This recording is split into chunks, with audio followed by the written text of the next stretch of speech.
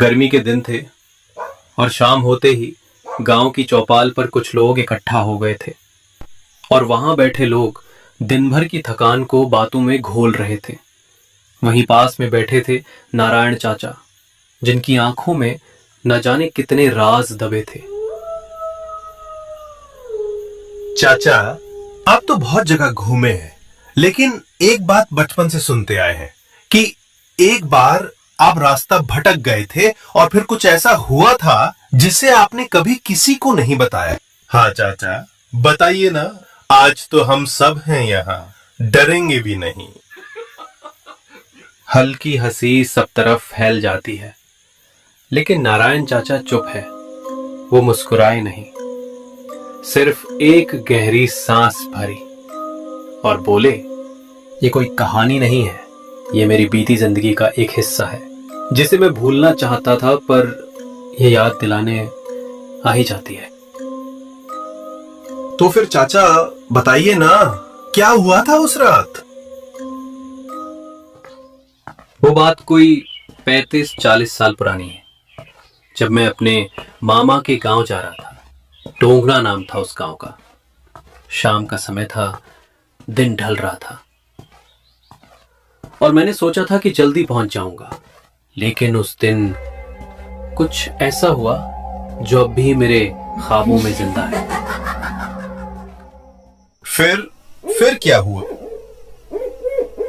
फिर मैं रास्ता भटक गया बेटा। और वहीं से शुरू होती है नारायण चाचा की वो रात, जब रास्ता सीधा नहीं गोल था और गहराई में ले जाता था, बहुत गहराई में। नारायण चाचा की कहानी हमें ले जाती है सालों पीछे, जब वो पैदल अपने मामा के गांव टोंगा की ओर जा रहे थे। रास्ता उन्हें अच्छी तरह मालूम था, पर उस दिन कुदरत ने जैसे कुछ और ही तय कर रखा था।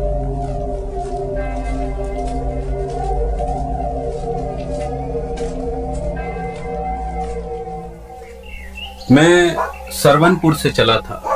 मामा के गांव टोंगा की दूरी ज्यादा नहीं थी, पर खेतों के रास्ते थोड़े बदल दिए गए थे। पहले जो पगडंडी सीधी जाती थी, अब वहां झाड़ियां उगाई थी। मैं सोच ही रहा था कि शायद थोड़ा दाएं से निकल लूं, तभी देखा सूरज आधा डूब चुका था। आसमान सुर्ख नारंगी था और नीचे बस सन्नाटा। हवा में कुछ अजीब सी ठंडक थी।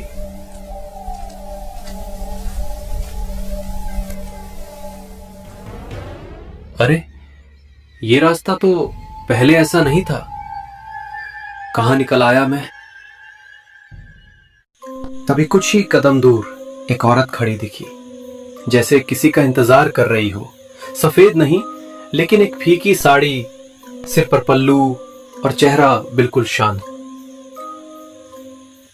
बहन जी, ये रास्ता टोंगा गांव की ओर जाता है क्या? औरत कुछ क्षण चुप रहती है, फिर बड़ी ही नरमी से बोलती है, हाँ भैया, मैं भी उधर ही जा रही हूँ। चलिए, मैं आपको रास्ता दिखा देती हूँ।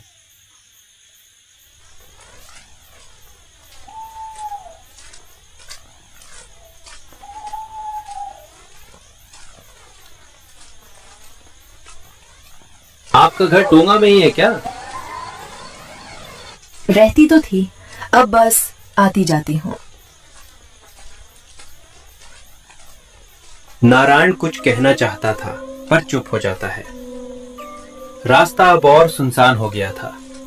शुरू में वो रास्ता बहुत आम लगा, पर धीरे धीरे जैसे सब कुछ बदलता गया। पेड़ और झाड़ियां अब पास पास आने लगे थे। रास्ता अब सीधा नहीं, मुड़ मुड़ कर चल रहा था, और सबसे अजीब बात यह थी कि कहीं कोई आवाज नहीं थी।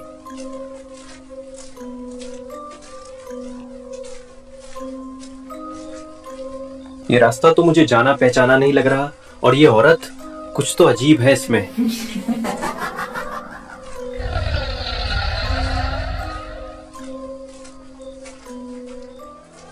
नारायण चाचा उस अजनबी औरत के साथ धीरे धीरे आगे बढ़ते गए। लेकिन अब रास्ता कुछ और ही हो चला था। न पेड़ पहचान में आते थे, न जमीन, और जो साथ चल रही थी उसके बारे में भी अब सवाल उठने लगे थे। आप कहां से आ रही थी? मैं कहीं नहीं जाती, जो आ जाए उसका साथ दे देती हूँ। नारायण थोड़ा चौंकता है। मतलब समझा नहीं। सालों से इसी रास्ते से लोग टोंगा जाते हैं, कुछ सही पहुंच जाते हैं और कुछ भटक जाते हैं।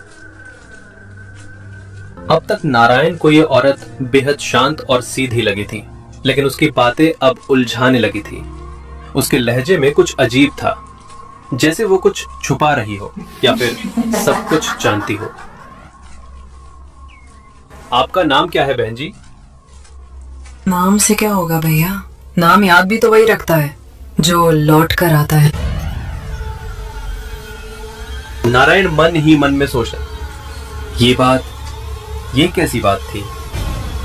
लौट कर आता है? कौन नहीं लौटता? रास्ता अब और गहराई में जा रहा था। अब चारों ओर पेड़ इतने पास आ गए थे कि आसमान भी ठीक से नहीं दिख रहा था, और उस औरत का चेहरा जैसे धीरे धीरे गहरी परछाई में ढल रहा था। वो अचानक रुक जाती है।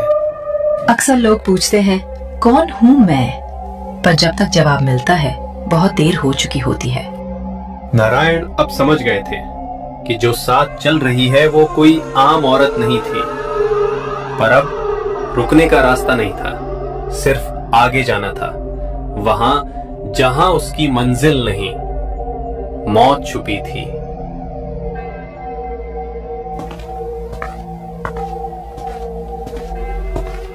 मुझे वापस जाना चाहिए, ये रास्ता नहीं है, ये कुछ और है।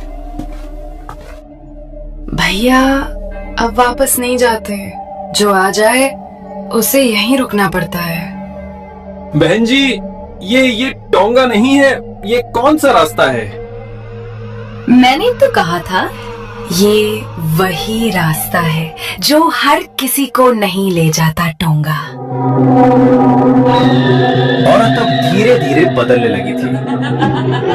नारायण का गला सूखने लगा और फिर उसने देखा वो औरत अब जमीन पर नहीं थी, हवा में थी। उसके पैर जमीन को छू ही नहीं रहे थे और आंखें एक काली, दूसरी बिल्कुल सफेद। हाय राम, तू कौन? मैं वो हूँ जिसे ससुराल वालों ने इसी जगह पे जला दिया था। अब जो यहाँ आता है वो बचकर नहीं जाता। मुझे छोड़ दे, मुझे जाने दे। अब कहाँ जाओगे? यही तो मंजिल है।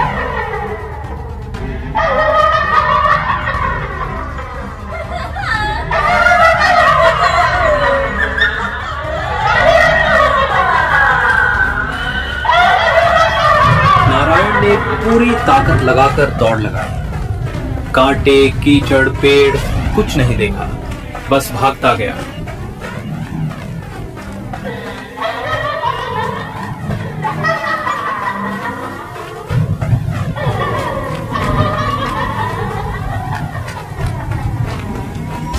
और तभी एक पुराना शिव मंदिर सामने दिखा। बिना कुछ सोचे मैं वहां भागा, सीधा अंदर गया।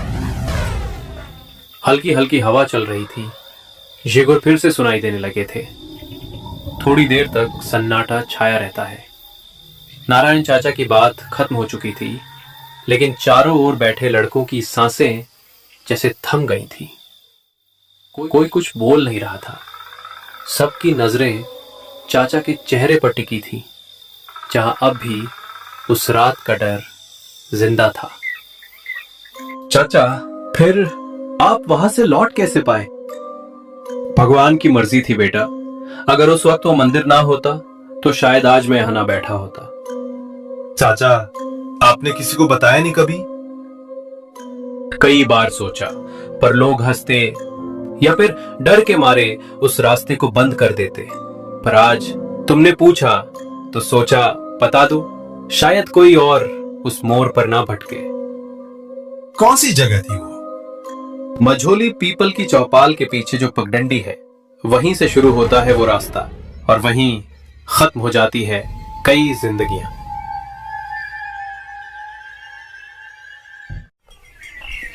नारायण चाचा की आप बेटी सुनकर हफ्ता भर बीत चुका था। गांव फिर से अपने ढर्रे पर लौट आया था, लेकिन एक दिल था जो अब भी बेचैन था। उस युवक का नाम था श्यामू, 24 साल का, जिद्दी और निडर, जो सुनी सुनाई बातों को बुढ़ापे का वहम समझता था। अरे नारायण चाचा भी बस कैसी कैसी बातें बना लेते हैं। भूत, औरत, मंदिर, सब झूठ।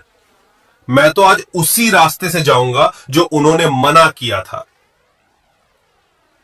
शाम होते होते श्यामू ने वही रास्ता चुना, मझोली पीपल के पीछे की पगडंडी, जिसका नाम सुनकर गांव के बुजुर्ग भी खामोश हो जाते थे। श्यामू चलते चलते उस मोड़ पर पहुंच गया। चारों तरफ अजीब सी शांति थी और तभी सामने वो खड़ी थी। भैया, रास्ता भटक गए हो क्या? अरे वाह, तुम तो बिल्कुल वैसी ही हो जैसी नारायण चाचा ने बताई थी। लगता है तुम ही हो वो भूतनी। अगर सब कुछ जान ही गए हो तो चलो देख ही लो कि मैं क्या हूँ।